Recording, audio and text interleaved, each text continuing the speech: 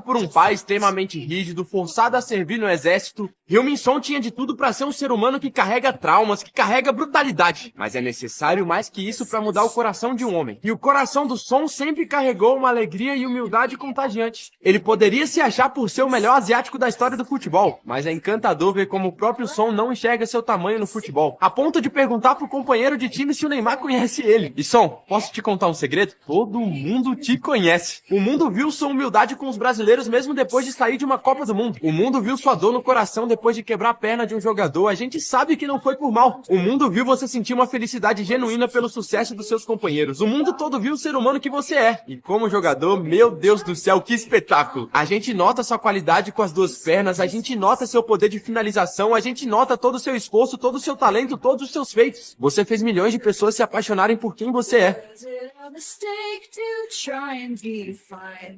What I'm certain is that